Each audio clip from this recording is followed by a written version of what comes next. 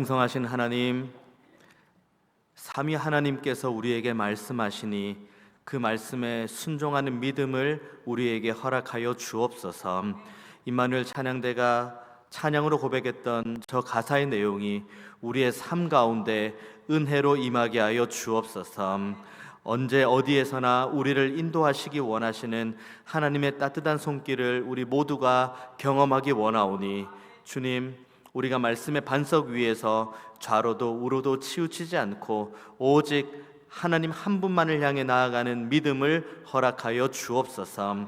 이 시간 생명의 말씀을 받습니다. 이 말씀이 우리에게 들려주시는 하나님의 복된 말씀인 줄 알고 아멘으로 화답하며 이 말씀을 우리의 삶 가운데 녹여내는 몸부림이 우리에게 있게 하여 주옵소서. 감사드리고 살아계신 예수님의 이름으로 기도하옵나이다. 아멘. 출애굽기 21장을 보면 동해보복법이라는 그 율법이 나옵니다.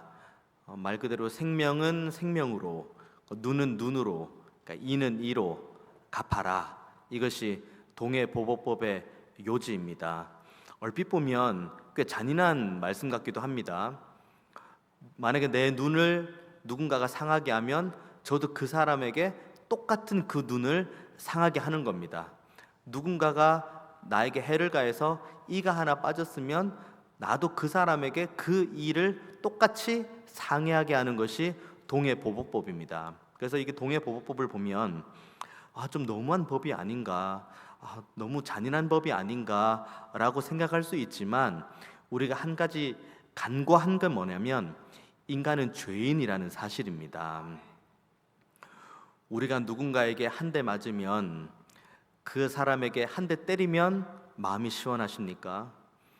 누군가가 여러분에게 한 대 콩 때리면은 나도 가서 그냥 한 대 콩, 누군가가 나에게 이만큼 상해를 입히면 나도 그 사람에게 이만큼 상해를 입히면 마음이 좀 풀리십니까? 인간은 그렇지 못합니다. 한 대 맞으면 5대건 10대건 100대건 더 때려주고 싶은 게 사람의 마음이고, 이만큼 손해를 봐도 이만큼 갚아주고 싶은 것이 사람의 마음입니다. 인간은 기본적으로 죄인입니다. 이걸 하나님께서 너무 잘 알고 계시기 때문에 동해보복법이라는 율법을 이스라엘에게 주셨습니다. 그 이 선 안에서 서로가 서로에 대해서 선대하고 그리고 갚을 것은 갚아 나가는 가운데 이스라엘 공동체가 세워질 수 있다는 것을 하나님은 너무 잘 알고 계시기 때문입니다. 그런데 동해보복법도 사실 지키기가 굉장히 어렵습니다. 한 대 맞아서 한 대 때리는 것, 이것은 엄청난 인내가 필요합니다. 그런데 오늘 저와 여러분이 읽은 본문 말씀은 동해보복법을 넘어서는 말씀입니다. 우리가 이 말씀을 대하면서 이 말씀은 우리가 순종할 수 없는 말씀이야, 이 말씀은 높은 믿음의 수준을 가지고 있는 누군가가 지킬 말씀이야 라고 우리가 생각을 할 수 있습니다. 그리고 정말 이 말씀을 내가 지킬 수 있을까 반신반의하면서 이 말씀을 대할 수도 있습니다. 이 시간 종이 간절히 바라는 건 이 모든 말씀은 하나님께서 우리에게 허락하신 1.1획의 오류도 없는 생명의 말씀인 줄 믿고, 그리고 이 말씀을 우리 모두가 순종해야 되는 결단이 있게 되기를 원합니다. 믿음 좋은 누군가가 아니에요. 그리고 예전에 누군가가 간증했던 그 사람이 지킬 법한 그런 말씀이 아니에요. 지금 이 말씀은 이 자리에서 함께 예배하는 나 자신에게 주시는 하나님의 말씀으로 받고, 그리고 이 말씀대로 순종하고, 그리고 이 말씀대로 살아가기로 결단할 때 우리의 삶을 붙드시고 우리의 삶을 끝까지 책임지시는 하나님의 놀라운 섭리를 경험하는 저와 여러분 되시기를 주님의 이름으로 축원드리겠습니다. 오늘 본문은 한 가지 특징이 있습니다. 일반적으로 율법이나 그리고 법전을 대하면은 가해자에 대한 이야기가 나오거든요. 빼앗는 자, 저주하는 자, 모욕하는 자, 원수 이런 사람들에게 빼앗지 마, 저주하지 마, 모욕하지 마, 그리고 저 사람들을 상해하지 마. 이것이 일반적으로 우리가 생각하는 율법이요 법전입니다. 그런데 오늘 본문은 뺏는 자, 그리고 모욕하는 자, 원수와도 같은 자, 저주하는 자, 이 사람들에게 주시는 하나님의 말씀이 아닙니다. 오히려 빼앗긴 자, 모욕함을 받는 자, 저주를 받은 자, 사람들에게 상해를 입은 자, 이 사람들에게 주시는 하나님의 말씀입니다. 그 이유는 분명합니다. 우리가 함께 그동안 말씀을 나누었던 것처럼 하나님을 바르게 알고 그리고 우리 주 예수 그리스도의 말씀을 따라서 한 걸음 한 걸음 살아가다 보면 우리는 반드시 고난을 당하고 핍박을 받기 때문입니다. 오히려 더 기뻐하고 즐거워하라고 이야기하죠. 하늘의 상급이 크니까요. 그런데 그 모든 가운데 주님께서 우리에게 주시는 말씀, 분명한 말씀 하나 있습니다. 사람들이 너희들을 미워하는 것은 너희들로 인함이 아닌 너희들 안에 있는 인자이신 예수로 인함이다. 이걸 꼭 기억해라고 이야기를 합니다. 우리 안에 인자 되신 예수님께서 좌정하시고 있기 때문에 너희들이 핍박을 받고 너희들이 고난을 받는 것이다. 그렇기 때문에 우리가 고난받고 어려움을 당하고 저주를 받고 모욕을 받고 그리고 심지어 상해를 받을지라도 우리가 그들에 맞대응하는 것은 그들과 똑같은 방식이 아니라 우리 안에 거하시는 인자이신 예수님, 그 주님께서 허락하신 말씀대로 우리가 반응을 해야 되는 겁니다. 우리 걸 빼앗아서 같이 빼앗고 우리를 저주해서 같이 저주하고 우리를 욕해서 같이 욕하고 그리고 우리에게 원수 같은 이가 있어서 나도 같이 원수와도 같이 대하면 그것은 곧 우리 안에 인자 되신 예수님, 그 주님께서 주시는 말씀이 우리 안에 없다는 것을 반증하는 겁니다. 그래서 오늘 본문 말씀의 35절 말씀 이렇게 이야기합니다. 오직 너희는 원수를 사랑하고 선대하며 아무것도 바라지 말고 꾸어주라. 그래야면 너희 상이 클 것이요 또 지극히 높으신 이의 아들이 되리니 그는 은혜를 모르는 자와 악한 자에게도 인자하시니라. 너희들에게 상이 클 것이다. 그리고 지극히 높으신 이의 아들이 될 것이다. 이 두 개를 말씀하고 있습니다. 우리가 빼앗기고 우리가 저주를 받고 우리가 모욕을 받고 우리가 원수 취급을 당해도 그럼에도 불구하고 우리가 이 말씀, 오늘 우리에게 주신 말씀 참 지키기 어려운 말씀이지만 그럼에도 불구하고 순종할 수 있는 이유는 하나님께서 우리에게 베풀어 주신 사랑이 너무 크고 우리에게 상이 예배되어 있다고 이야기를 하고 심지어 35절의 말씀처럼 지극히 높으신 이의 아들이 될 것이다 라고 우리에게 약속해 주셨기 때문입니다. 로마서 5장 6절에서 8절까지 말씀 이렇게 기록하고 있습니다. 우리가 아직 연약할 때에 기약대로 그리스도께서 경건하지 않은 자를 위하여 죽으셨도다. 의인을 위하여 죽은 자가 쉽지 않고 선인을 위하여 용감히 죽는 자가 혹 있거니와 우리가 아직 죄인 되었을 때에 그리스도께서 우리를 위하여 죽으심으로 하나님께서 우리에 대한 자기의 사랑을 확증하셨느니라. 이게 로마서에서 우리가 볼 수 있는 하나님의 말씀입니다.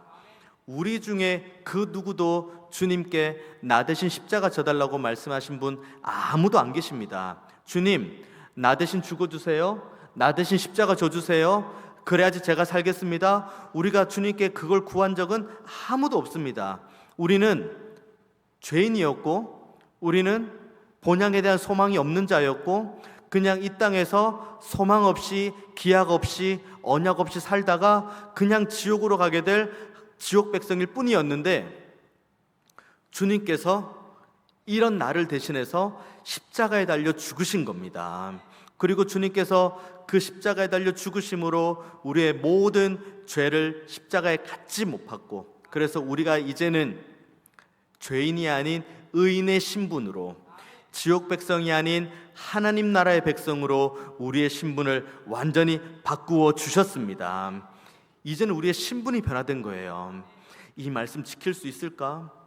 나를 저주하는 자, 나에게 모욕을 주는 자, 나에게 수욕을 주는 자, 나를 향해서 손가락질을 하는 자, 나에게 상해하는 자, 이들에게 내가 더 선대할 수 있고, 이들을 위해서 내가 더 기도할 수 있고, 이들을 위해서 내가 더 무릎 꿇을 수 있을까? 내가 이들에게 더 손을 내밀 수 있을까? 내 오른뺨을 치는데 내 왼뺨을 갖다 댈 수 있을까? 이 말씀을 내가 문자 그대로 지킬 수 있을까? 지킬 수 있습니다. 그 이유는 주님께서 나를 대신해서 십자가에 못 박혀 죽으셨기 때문입니다. 내가 하나님 앞에서 엄청나게 큰 탕감을 받았기 때문입니다. 35절 말씀 보십시오. 후반부에 이렇게 나옵니다. 그리하면 너희 상이 클 것이요 또 지극히 높으신 이의 아들이 되리니 그는 은혜를 모르는 자와 악한 자에게도 인자하시니라. 그럼 우리는 이 말씀을 대하면서 이 생각을 합니다. 그래, 하나님은 은혜를 모르는 자, 악한 자에게도 인자한 분이시지. 그때 이제 우리 머릿속에 누군가가 떠오를 수가 있어요. 나를 괴롭게 한 누군가, 나에게 원수와도 같은 누군가, 나에게 수욕을 주는 누군가, 나에게 상해를 끼치는 누군가, 그 누군가를 우리가 생각할 수 있어요. 그리고 우리가 이렇게 기도하는 건 쉽습니다. 하나님을 모르는 그 은혜 모르는 자 있습니다. 하나님을 모르는 그 악한 자 있습니다. 하지만 그들에게도 하나님 은혜를 주시니 감사합니다. 이 기도는 할 수 있어요. 그런데 뭐가 문제냐면 여기 나와 있는 이 35절에 나와 있는 말씀, 은혜를 모르는 자, 악한 자의 시작점은 바로 저와 여러분이라는 겁니다. 우리는 은혜를 몰랐습니다. 우리는 악한 자였습니다. 우리는 그냥 가만히 있으면은 그냥 지옥 백성 될 자들이었습니다. 그런데 하나님께서 우리에게 어떤 은혜를 주셨습니까? 어떤 인자함으로 우리를 붙드셨습니까? 어떠한 사랑으로 지금 우리를 안으셨습니까? 여기 말씀하고는 있는 그는 은혜를 모르는 자와 악한 자에게도 인자하시니라. 여기에서의 그 내가 바로 나라는 사실을 우리가 인지할 때, 그때 비로소 오늘 우리는 이 말씀을 말씀대로 순종할 수가 있습니다. 적게 탕감받은 자가 있고 많이 탕감받은 자가 있습니다. 누가 더 하나님께 감사하겠느냐? 예수님의 질문이죠. 누가 더 감사하겠습니까? 당연히 많이 탕감받은 자가 감사하겠죠. 저와 여러분 모두는 많이 탕감받은 사람입니다. 하나님, 저는 이게 부족합니다. 이거 주세요. 저게 부족합니다. 저거 주세요. 하나님 은혜 주세요. 뭐 주세요. 뭐 주세요라고 하지만 그 전에 우리가 회복해야 될 것은 우리가 얼마나 많은 빚을 하나님의 은혜로 인해 탕감받았다는 것을 기억하고 감사하는 자리부터 우리는 시작을 해야 됩니다.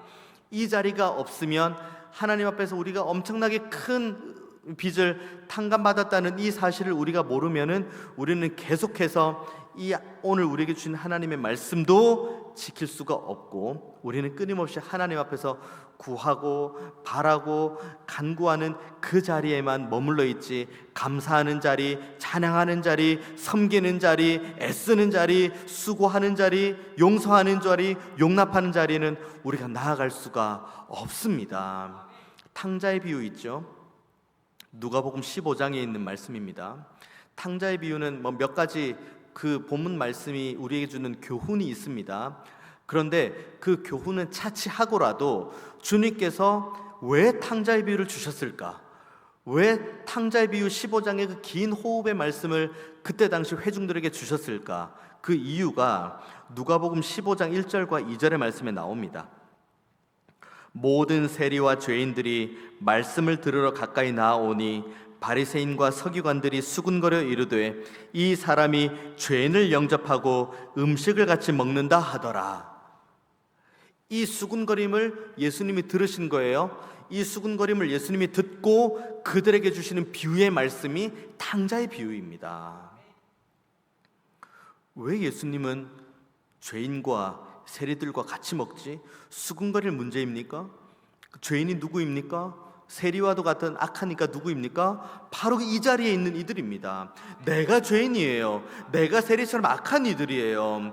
이것을 우리가 깨닫지 못하면 그때부터 우리는 바리새인과 서기관과 같은 자리에 있습니다. 굳이 탕자의 비유까지 넘어가자면 우리는 큰아들과도 같은 자리에 머무를 수밖에 없습니다. 하나님의 은혜를 도무지 경험할 수 없고 하나님의 사랑을 도무지 경험할 수 없고 지금도 우리를 향해서 두 팔을 벌리고 안기를 원하시는 그 주님의 긍휼하심을 우리가 도무지 경험할 수가 없습니다. 우리는 많이 탕감받은 자입니다. 주님께서 나를 대신해서 십자가를 지셨습니다. 이보다 더 큰 사랑, 이보다 더 큰 은혜가 이 세상에 어디에 있습니까? 우리는 이 놀라운 사랑과 은혜를 받아서 지금 이 본문 말씀을 대하고 있습니다. 한번 문자 그대로 다시 읽어볼까요? 27절부터입니다. 그러나 너희 듣는 자에게 내가 이르노니 너희 원수를 사랑하며 너희를 미워하는 자를 선대하며 너희를 저주하는 자를 위하여 축복하며 너희를 모욕하는 자를 위하여 기도하라. 너희의 이 뺨을 치는 자에게 저 뺨도 돌려대며 내 겉옷을 빼앗는 자에게 속옷도 거절하지 말라. 내게 구하는 자에게 주며 내 것을 가져가는 자에게 다시 달라 하지 말며 남에게 대접을 받고자 하는 대로 너희도 남을 대접하라. 하나님의 백성은 완전히 달라야 됩니다. 그 삶이 달라야 돼요. 한번 주먹을 불끈 쥐고 이 악물고 한두 번은 참을 수가 있습니다. 그래, 내가 이 모욕을 당해도 내가 한번 참아보자. 내가 이 수욕을 당해도 내가 한번 참아보자. 내가 이렇게 상해를 입었지만 내가 한번 참아보자. 한두 번은 참을 수가 있어요. 그런데 이 본문은 참는 문제가 아닙니다. 자연스러운 삶의 모습이에요. 우리가 하나님의 말씀대로 쭉 살아가다 보면은 고난 피할 수 없습니다. 핍박 피할 수 없습니다. 어려움 피할 수 없습니다. 그래서 한두 번 참고는 에이 못 참겠다 이거입니까? 이것은 오늘 우리에게 주신 하나님의 말씀은 참는 문제가 아닙니다. 하나님께서 우리에게 주신 은혜를 우리가 온전하게 경험했으면 그러면 우리는 나는 많은 빚을 탕감받았다. 나는 세상에 줄 수 없는 그 큰 사랑과 놀라운 은혜를 경험했다. 그러면 오늘 이 본문 말씀은 자연스럽게 이 악물고 두 손을 꽉 쥐고 참는 문제가 아니라 자연스럽게 내 원수를 선대하고 그들을 위해서 기도하며 나를 상해하는 이를 위해서 불쌍히 여기고 오히려 그를 위해서 간절히 간구하고 그를 사랑하는 자리까지 나아가는 것, 이거는 우리 평생에 한 번, 두 번 겪을 일이 아니라 우리의 삶 속에 수시로 오는 수많은 문제들 가운데 수시로 우리가 반응을 해야 될 문제입니다. 오늘 본문 말씀 누구에게 주신 하나님의 말씀입니까? 27절 말씀 보십시오. 그러나 너희 듣는 자에게 라고 이야기를 합니다. 듣는 자, 그러니까 주님의 말씀을 듣기 위해 온 이들이에요. 이들의 믿음은 어떤 믿음입니까? 주님의 옷자락을 한 번만 만지면은 나을 수 있다는 믿음. 내가 주님의 말씀을 한 번만 들으면 내 삶이 해결될 거라는 믿음. 그리고 주님께서 나에게 한 번 말씀만 주시면은 내가 겪고 있는 모든 문제가 다 해결될 거라는 이 간절한 믿음. 이 간절한 믿음으로 온 이들을 가리켜 27절의 말씀은 너희 듣는 자라고 예수님께서 말씀하시고 이들에게 감당할 수 없을 정도의 무거운 짐과도 같은 말씀을 주십니다. 순종할 수 있습니까? 순종해야 됩니다. 이 말씀 너무 어려운 말씀입니다. 손해봐야 돼요. 사람들에게 바보 소리 들어야 됩니다. 아이고 저 바보 같은 사람 저렇게 손해보고 사네. 예수 믿고 산다더니 저렇게 많은 것들을 포기하고 저렇게 손해보고 사네. 그런 손가락질, 아이고 내가 저렇게 한번 쿡 찔러봤는데 반응 없이 오히려 나를 위해 기도하네. 그럼 내가 더 찔러봐야지, 더 찔러봐야지. 얼마나 저 사람이 참을 수 있는지. 그런 수욕과 모욕을 당해야 되는 것이 저와 여러분입니다. 순종하기가 어렵습니다. 하지만 그럼에도 불구하고 내가 이 말씀을 붙들고 원수를 사랑하고 원수를 위해서 기도하고 나를 상해하는 이들을 위해서 오히려 더 간구하고 그리고 나를 모욕하는 이, 나를 저주하는 이, 그를 위해서 내가 웃으면서 손을 한번 내밀는 그 사람에게 하나님께서 약속하신 것은 한없는 은혜와 세상에 줄 수 없는 평안입니다.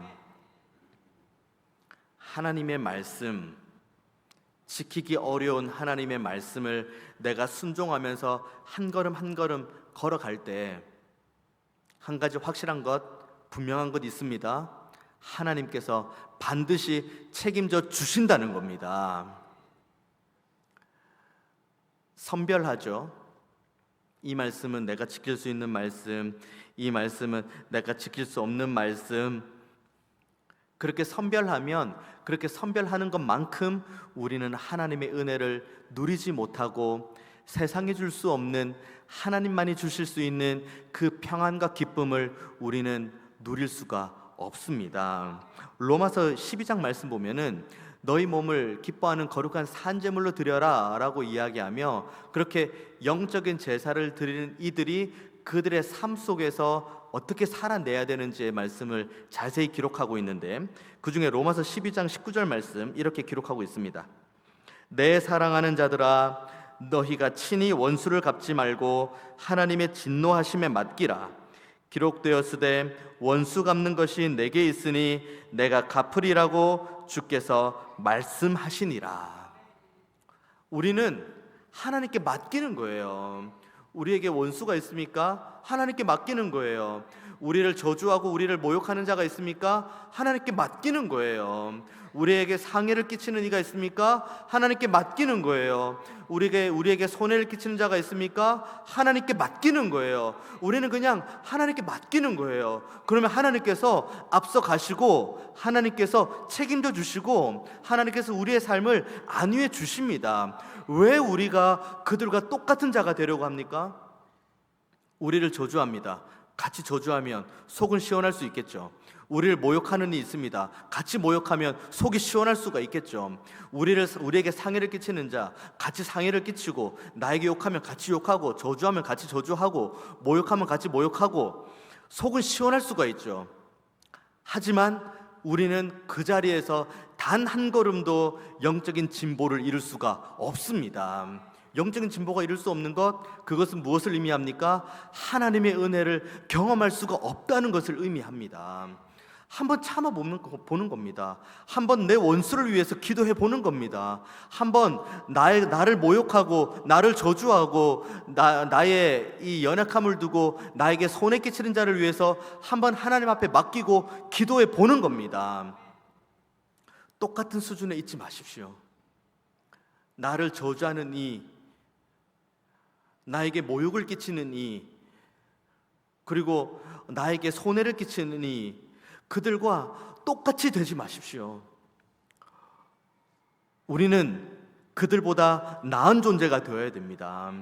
우리는 그들보다 한 걸음 더 나아가는 존재가 되어야 됩니다. 언제까지 우리가 젖만 먹고 앉아있는 믿음이 연약한 자리에 있어서는 안 됩니다. 단단한 식물을 먹었으면 그만큼 우리는 성장해야 되는 것이고, 성장의 결과는 하나님의 은혜요, 하나님께서 주시는 평강과 기쁨입니다. 그래서 32절, 33절, 34절에 공통적으로 기록된 말씀 무엇입니까? 칭찬받을 것이 무엇이냐? 죄인들도 이렇게 하느니라. 우리를 선대하는 자하고 같이 있는 것, 우리를 칭찬하는 일을 같이 칭찬하는 것, 우리를 사랑하는 일을 같이 사랑하는 것, 누구나 다 할 수 있다는 겁니다. 무슨 칭찬이 있냐는 거죠. 우리는 달라야 됩니다. 우리는 하나님의 백성입니다. 다른 사람에게 악을 행하지 않는 것 할 수 있어요. 다른 사람이 나에게 악을 행하는 것을 참는 것, 그래도 어렵지만 할 수 있어요. 다른 사람이 나에게 악을 행하는 그것을 참는 것을 넘어서 그를 위해 기도하는 것, 정말 어려운 말씀입니다. 그 말씀이 지금 저와 여러분이 오늘 함께 나눈 이 말씀입니다. 그리고 주님께서 그 말씀하십니다. 너희 듣는 자, 예수님 아니면 안 된다고 믿는 자, 예수님의 은혜로만 살기로 결단하는 자, 예수님의 사랑이 아니면 안 된다고 고백하는 자, 그 믿음 가지고 있다면 악한 행동을 하는 것을 넘어서서, 악한 행동을 받는 일을 참는 것을 넘어서서 나에게 악한 행동이 다가왔을 때 그를 위해서 기도까지 하는 그 자리, 그 믿음의 자리까지 나아가라고 오늘 본문은 우리에게 말씀하고 있습니다. 베드로전서 3장 8절에서 9절까지 말씀 이렇게 기록합니다.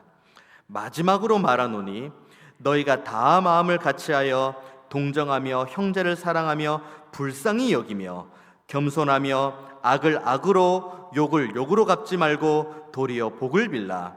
이를 위하여 너희가 부르심을 받았으니 이는 복을 이어받게 하려 하심이라.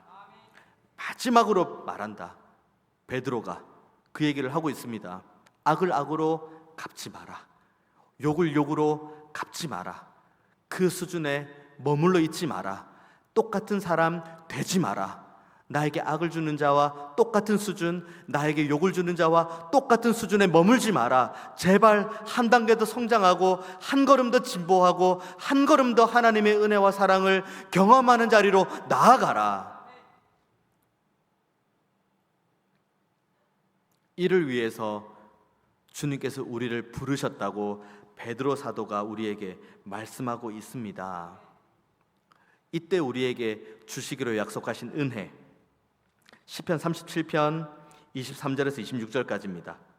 여호와께서 사람의 걸음을 정하시고 그의 길을 기뻐하시나니 그는 넘어지나 아주 엎드려지지 아니함은 여호와께서 그의 손으로 붙드심이로다. 내가 어려서부터 늙기까지 의인이 버림을 당하거나 그의 자손이 걸식함을 보지 못하였도다. 그는 종일토록 은혜를 베풀고 꾸어주니 그의 자손이 복을 받는도다. 이 말씀을 대했던 저도 마찬가지였습니다. 그리고 우리 모두도 어쩌면 마찬가지일 수 있습니다. 복은 누리기를 원하는데 여전히 우리가 움켜쥐고 있는, 그래서 이 말씀에 순종하는 데 방해되는, 우리만의 방해되는 요소가 분명히 있습니다. 여전히 생각나는 사람이 있을 것이고 생각나는 환경이 있을 것이고, 그 사람을 위해서 내가 용서할 수 있을까? 내가 그 사람을 위해서 기도할 수 있을까? 내가 그 사람을 위해서 오히려 선대할 수 있을까? 내가 그 사람을 위해서 오히려 내가 손을 내밀 수 있을까? 반신반의하는 모습으로 우리는 이 본문을 대합니다. 바라기는 그 모든 것들을 다 하나님 앞에 내려놓을 때에 하나님께서 우리에게 허락하시는 참된 자유와 은혜가 우리에게 있다는 사실을 꼭 기억하시기를 바랍니다. 하나님께서 예비하신 복이 있습니다. 하나님께서 예비하신 은혜가 있습니다. 하나님 안에서 참 자유가 있습니다. 그런데 우리가 우리의 사소한 것 하나를 붙들고 있음으로 인해서 하나님께서 허락하시기로 약속하신 그 큰 은혜와 자유를 누리는 자리에서 멀어지는 그런 연약함에서 떠나고 더 큰 하나님의 은혜, 더 큰 하나님의 자유와 복을 누리는 저와 여러분 되기를 원합니다. 손연준 목사님이란 분이 계십니다. 1902년에 태어나셔서 일제시대를 보내는 가운데 신사참배를 거부하시다가 옥중에서 종신형을 선고받습니다. 그러다가 이제 해방되면서 자연스럽게 나오셔서 요수에서 한센병을 겪는 이들, 그들을 꾸준하게 섬겼습니다. 그곳의 이름이 애양원이죠. 그러다가 공산당에 의해서 자신의 아들 둘이 하나님의 부르심을 받습니다. 그런데 이 손연준 목사님이라는 분은 그 아들 둘을 죽인 이를 양아들로 삼죠. 그리고 한국 전쟁이 발생했을 때 피신을 가지 않고 끝까지 한센병 가진 이들과 함께 그 자리에 있다가 결국 손연준 목사님도 공산당에 의해서 하나님의 부르심을 받습니다. 우리가 익히 알고 있는 이름은 다른 이름이죠. 손양원 목사님이시죠. 애양원의 그 양원에서 이제 손양원 목사님으로 나중에 이름을 개명했습니다만 이분의 원래 이름은 손연준 목사님이십니다. 그 뒷얘기가 또 궁금하죠. 그래서 오늘 시편의 말씀대로 이 놀라운 사랑과 은혜, 자신의 원수조차 자신의 양아들로 삼은 이 사람의 그 후손들, 후대는 어떻게 됐을까? 그래서 결국은 양아들로 삼은 이분은 목회를 나름 하다가 결국은 목회를 하지 못했지만 그 아들, 그러니까 손양호 목사님의 손자가 되겠죠. 그 손자는 지금 아프리카 최빈국에서 손양훈 목사님과 동일하게 한센병 가진 이들을 섬기고 거기에서 선교의 사역을 하고 있습니다. 그리고 손양호 목사님의 후손들은 여전히 그 목사님의 정신을 이어서 그 사랑과 은혜에 대한 간증을 하고 있죠. 인간적으로 보기에는 남들이 잘 사는 그런 복을 누리는 것처럼 보이진 않습니다. 최빈국에 가서 한센병인들을 고치고 그들을 섬기는 것이 사람의, 그러니까 인간의 기준으로 봤을 때는 복이라고 볼 수는 없겠죠. 하지만 시편 37편 23절에서 26절의 복은 손양호 목사님의 그 놀라운 사랑을 받은 모든 이들에게 다 증거되어 진 거고 지금도 그 후손들에 의해서 증거되고 있습니다. 우리가 가지고 있는 것 있어요. 이 말씀을 지키려고 하는데 계속 방해되는 것이 있어요. 한번 과감하게 한번 내려놔 보는 겁니다. 하나님의 일은 하나님께 맡깁니다. 하나님의 일을 내가 하려고 하지 마십시오. 하나님께서 하실 일은 하나님께서 하시도록 하나님께 그 자리를 내어드리십시오. 그리고 하나님께서 어떻게 그 일을 하시는지, 하나님께서 우리의 앞길을 어떻게 여시는지, 하나님께서 우리에게 어떤 은혜를 주시는지를 한번 경험하는 저와 여러분 되기를 원합니다.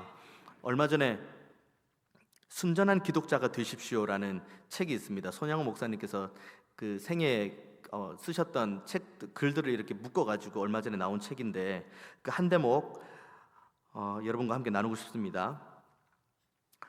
기독자란 타인이 그는 기독자다고 하기까지 되어야 합니다.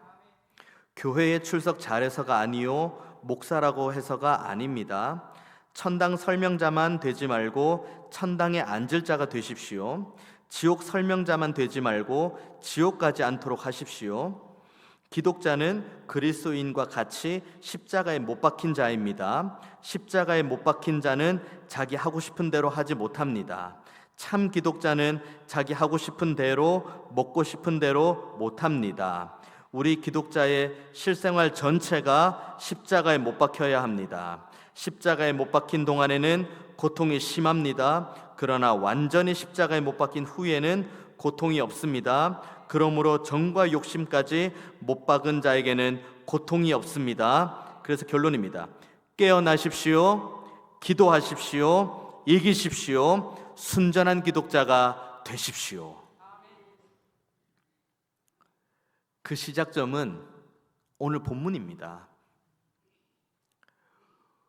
우리 머릿속에 포기할 수 없는, 내가 다른 사람은 다 용서해도 저 한 사람은 용서 못해 하는 그 한 사람 있습니까? 내가 다른 사람 내가 다 괜찮은데 내가 저 한 사람만큼 내가 절대 손을 못 내밀겠어 하는 그 한 사람 있습니까? 내가 이 말씀은 다 100명이면 100명 다 순종하겠는데 그 한 사람에게 내가 이 말씀 내가 순종 못해라고 하는 그 한 사람 있습니까? 한번 이번 한 주간 그 한 사람을 위해서 기도해 보십시오. 그 한 사람을 위해서 기도 한번 해보십시오. 그 한 사람을 위해서 눈물 흘리며 가슴을 치며 한번 애통해 보십시오. 이것이 순전한 기독자요, 우리의 정과 욕심이 다 십자가에 못 박힌 순전한 기독자요, 오늘 본문이 우리에게 주시는 하나님의 생명과도 같은 말씀입니다. 그때 하나님께서 우리에게 주시기로 약속하신 은혜와 그 자유와 복락의 부요함은 우리가 생각하는 것 그 이상인 줄로 믿습니다. 한번 해보십시다. 한번 이 말씀 가지고 살아봅시다. 그때 하나님의 은혜와 사랑과 긍휼하심을 충만하게 경험하는 저와 여러분 되시기를 주님의 이름으로 축원드리겠습니다. 기도하겠습니다. 은혜가 풍성하신 하나님, 이 말씀 붙들고 어렵지만 그래도 한번 살아보기를 원합니다. 그리고 한 번이 아닌 우리의 평생의 삶 가운데 이 말씀대로만 살아갈 수 있도록 우리에게 믿음과 은혜와 성령의 충만함을 허락하여 주옵소서. 그래서 우리가 하나님의 말씀대로 살아갈 때 하나님께서 우리에게 허락하신 은혜와 기쁨과 평강의 부요가 얼마나 큰지를 우리의 삶 속에서 경험하게 하여 주옵소서. 감사드리고 살아계신 예수님의 이름으로 기도하옵나이다. 아멘.